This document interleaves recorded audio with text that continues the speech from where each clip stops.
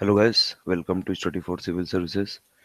In this video we will see Ncert Class 7 Geography Chapter 3, and we have already covered all the chapters of Class 6 Ncert Geography and two chapters of Class 7 Ncert Geography, and in the coming videos we are going to cover Ncert for Geography, History and Polity, and which is useful for all the competitive exam and which is a very basic learning for all the exams.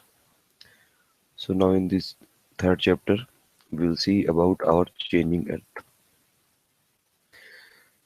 In this chapter, we'll see that the lithosphere is the topmost surface of the Earth, and it has been broken into a number of plates, and they are known as lithosphere plates, and they all are moving around very slowly, just a few millimeters each year, and because of the movement of the lithosphere plates, various types of mountains, volcanoes, and other geographical features are formed on Earth. And why these lithosphere plates moves? Actually, these plates moves because of the molten magma inside the Earth. Because of the movement of the molten magma inside the Earth, you can understand this by a simple example, like it is given in the activity. You can take a pot and put some paper pellet into it, and then start warming the water. As soon as water is warmed, the paper pellet will try to come up as the water will be warmed. And so in this way, because of the magma is very hot, and that is why it tries to come out of the earth surface. Now the movement of this molten magma inside the earth is circular as shown in the activity, and the movement of these plates causes changes on the earth, on the surface of the earth.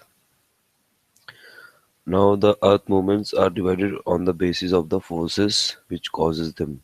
If it is occurring inside the earth, it is known as endogenic forces, and the forces that works on the surface of the earth are known as exogenic forces. You can see in this diagram, figure 3.1, earth movements. First force is endogenic or internal force, then exogenic or external force. Endogenic forces are of two types. First one is the sudden forces. They occur very quickly, like earthquake, volcano, landslides. Then second type of endogenic force is diastrophic forces. They occurs very slowly, like the building of the mountains. Mountain building process is very slow process, and it takes millions of years to form a mountain. Then the second type of force which affect the earth movement is exogenic force, like because of the erosional and depositional forces which are known as exogenic because they occurs outside the surface of the earth, and there are various agents which actually form the exogenic forces, like river is the agent which erode the surface, then wind is the agent which erode the surface, then sea waves, they erode other landforms, then glaciers, they also erode other landforms. Now these lithospheric plates, they are actually occur on the earth crust. Earth crust consists of several large and small, rigid, irregularly shaped plates. They carry continents as well as ocean floor. And endogenic forces sometimes produce very sudden movements like earthquake, volcano, landslides, and then very slow movements also, like the process of mountain building. But whenever the sudden movements occurs in the earth surface, inside the earth surface, then they cause actually mass destruction over the surface of the earth. Now we'll see that what is volcano. Volcano is actually a vent or an opening in the earth crust and through which molten material erupts suddenly. And till the time this molten material remains inside the earth surface, it is known as mantle. And as soon as it comes out of the surface, it is known as lava. So there is a difference between mantle and lava. And it comes out of the crust, and then the opening is known as crater. And there are various gases. There is sulfur dioxide and ash comes from with the lava. Now this is given the word origin. Indo means inside. So endogenic means the forces occurring inside. Exogenic means the forces occurring outside. Now whenever the lithospheric plate moves, the surface of the earth vibrates, and these vibrations travel all around the earth, and that is why they produce the earthquakes. You can see in the diagram 3.3. See, the earthquake actually originate from the focus. So focus is the place where the earthquake occurs, and it is the origin of the seismic energy. And then there are actually three type of waves, earthquake waves, which formed after the earthquake. First type of wave is known as P wave or primary wave or longitudinal wave. It is known as primary wave because it is the first waves which come after the earthquake. Then secondary wave or S wave or transverse wave, and this comes after the P wave. P wave speed is very high, then S wave speed is somewhat low than the P wave. We will see more things about P, S, and L waves in the coming chapters. The third type of wave is known as L waves or land waves or surface waves. Please remember this fact that land waves or surface waves are the most destructive. So the place in the crust where the movement start is known as focus, and the place on the surface above the focus, just above the focus, is known as epicenters. And these vibrations travel outward from the epicenter as waves like P, S, and L, and greatest damage is usually closest to the epicenter, and the greatest damage is done by L waves. And the strength of the earthquake actually decreases as soon as we go away from the center.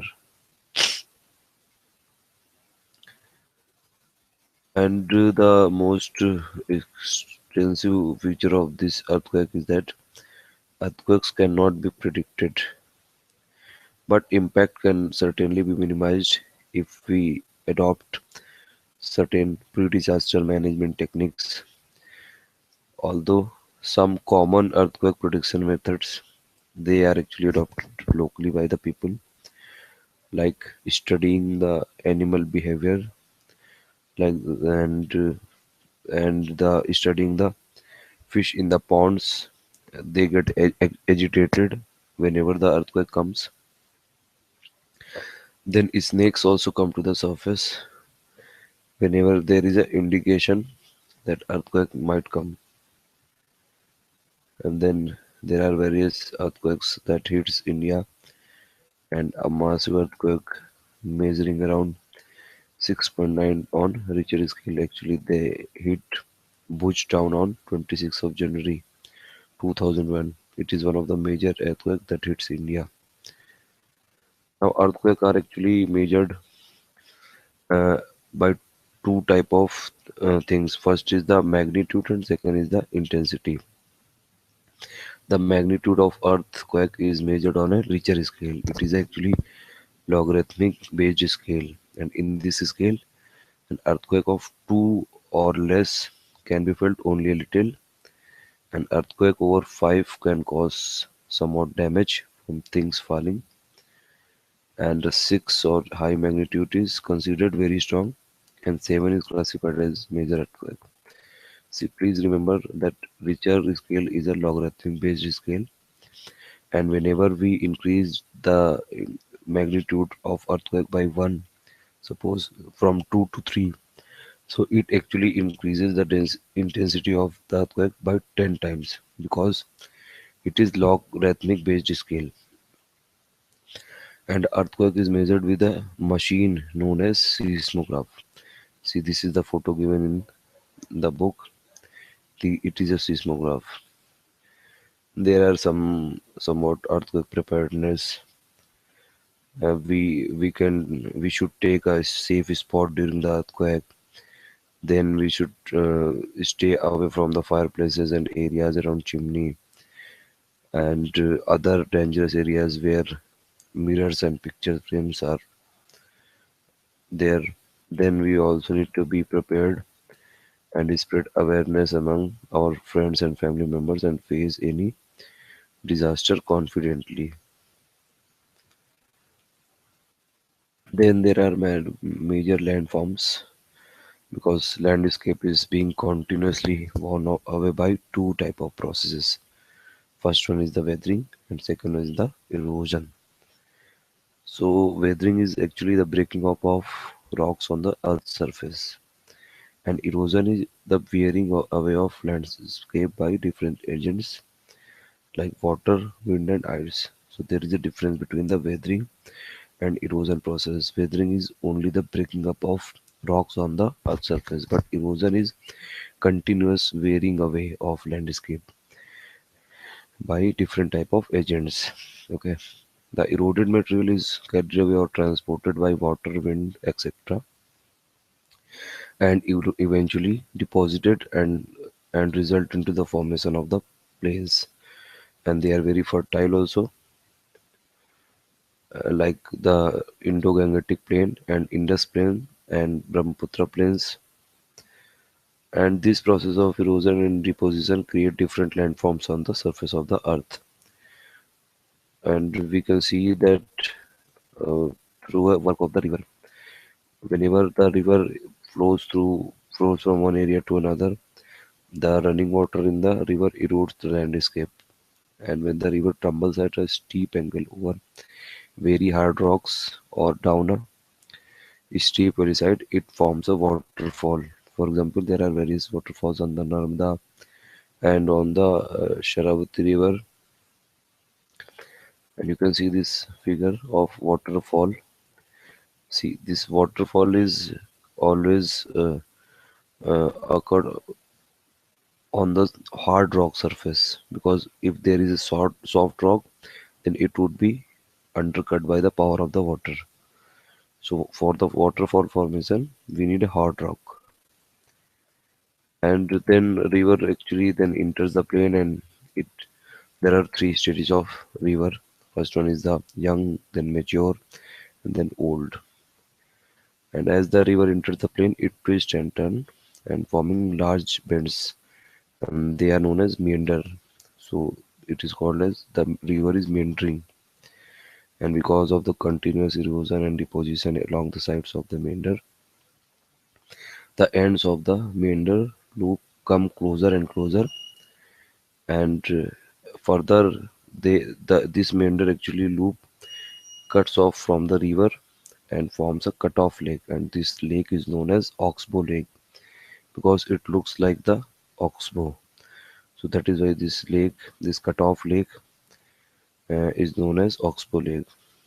And after that, the river sometimes also overflow its banks, and this leads to the flooding of neighboring areas like Kosi River, uh, always you know spread to the other areas, other residential areas in the Bihar, and that is why Kosi River always leads to flooding in the neighboring areas through from where it passes in the rainy season also. And also as it floods, it also deposited layers of fine soils and other materials called sediments along with banks, and this leads to the formation of flat fertile floodplain. So floodplain is formed by the river deposition of fine soils, and they are also known as alluvial soils. And sometimes river also, keep depositing the sediments, and this raises the banks, and these raised banks are known as levees. And as the river approaches the sea, the speed of the flowing water decreases, and then the river began to break up into a number of streams called distributaries, as this is given in the 3.6 figure. And the river becomes so slow that it begins to deposit its load, and each distributary actually forms its own mouth, and mouth is the place where the main river enters into the sea or ocean, and each distributary forms its own mouth, and then the collection of all the sediments from all the mouths forms a delta. Now this is a fact of waterfall we forgot to tell you. There are actually thousands of waterfalls in the world, and the highest waterfall is Angel Fall of Venezuela in South America. And Niagara Fall is very famous, and it is located between Canada and USA in North America. And Victoria Falls between Zambia and Zimbabwe.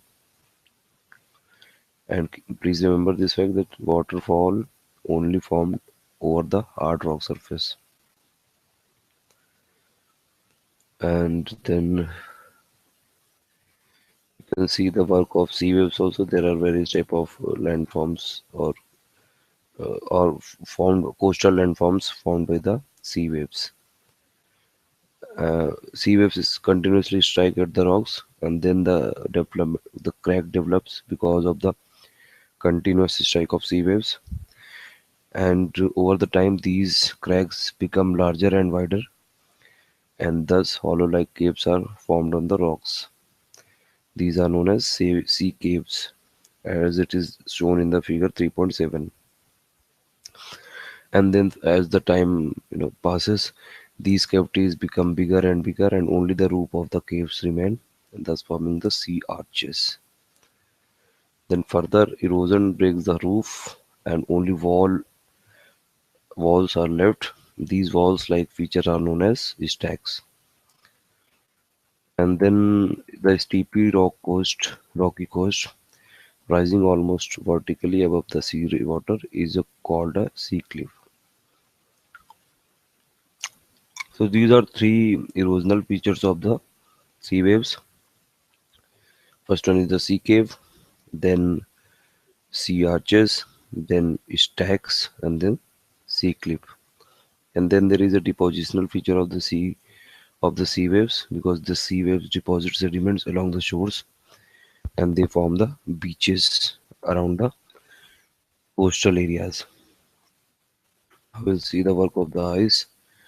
Sea glaciers are known as rivers of ice, and they also erode the landscape by bulldozing soils and stones to expose the solid rock below.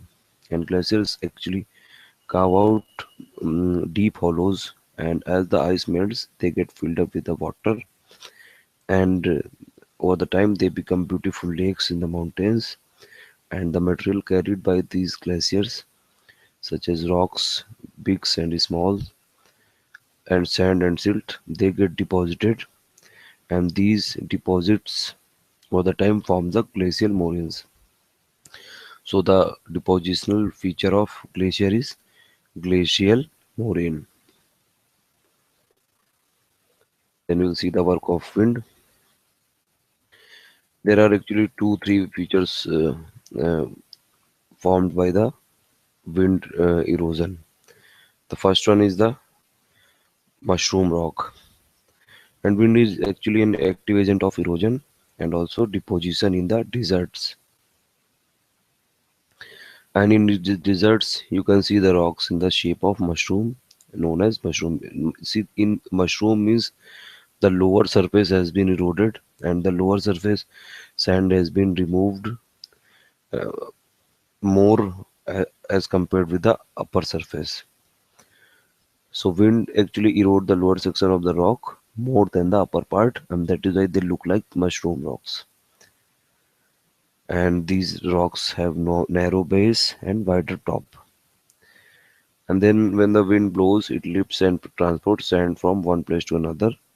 And when it stops blowing, the sand falls and then get deposited in low hill-like structure, and these are known as sand dunes.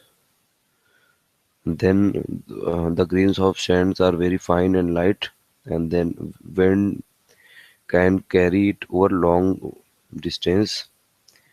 And when such sand is deposited in large areas, it is known as loess. And large deposit of loess is found in China. So there are three features by the wind. First one is the mushroom rock. It is by the erosion of the lower surface, more erosion of the lower surface than the upper surface. Then sand dune, wind blows from one area and deposits it into the other area. Then loess formation, the wind actually moves from very fine and light sand from one area to the another, and they cover very large distance. When they cover very large distance, they can cover very large distance only when they will be very fine and very light, and then they form the feature known as loess. And large deposit of loess is found in China. Now we'll see the exercises. So first question is, why do the plates move? Plates move because of the magma circulation inside the earth, and because of the magma inside the earth, uh, the particles move actually circular in a circular fashion, and that is why forcing the plates to move. Exogenic are the forces occurring outside the surface of the earth by the agent of wind, water, river, and then glacier. Endogenic are the forces that are formed, intern to inside the surface of the earth. Like there are two type of endogenic forces. First one is the sudden force, and they result in the formation of earthquake, volcano. And the second one is the diastrophic force. They result in the formation of the mountain and the mountain building process. So two type of endogenic forces and two type of endogenic movements. Now erosion is the wearing away of landforms by various agents like wind, river, ice. Floodplains are formed by the deposits and sediments of the river. And then sand dunes, I've told you that the wind actually carry the sand particles from one place to another, and then when they start depositing into the other area, and they result in the formation of the sand dunes. Beaches are formed by the deposition of the coastal waves. Whenever the sea waves they start depositing the sediments and the other particles on the coast, the beach formation takes place, and it is actually the depositional feature of the sea waves. Now, oxbow lakes are actually the cut-off lakes, and during the river movement, whenever the lakes are cut off, they occur in the oxbow shape, and that is why they are known as oxbow lakes. Now, correct answer, which is not an erosional feature of sea waves, is beach, because beach is a depositional feature of sea waves. Then the depositional feature of the glacier is moraine, then which is caused by the sudden movement of the earth is volcano. Then mushroom rocks are formed in the deserts. Oxbow lakes are found in river valleys. Then match the following. Glaciers are river of ice. Meanders are done by rivers. Then beach are actually formed on the seashore. Sand dunes, they are related to the deserts. Then waterfall related to the hard bedrock, because I have told you that waterfall only formed over the hard bedrock. Then earthquake related to the vibration of Earth. Then reasons some rocks have a shape of mushroom because the erosion of the bottom surface is more than the top surface by agents like wind. Then floodplains are very fertile because they carry very fine particles and also the alluvial soil. Sea caves are turned into stags over the sea. First, the sea caves are formed, and then over the period of time, the vertical wall is, the above wall is removed, and they converted into the stakes. Building collapse during the due to the earthquakes because of the vibrations. So please subscribe our channel for more updates, for more NCRT books for history, geography, polity. Because in the coming days we are going to cover all the NCRT books from class 6 to class 12 for geography, history, and polity. Thank you.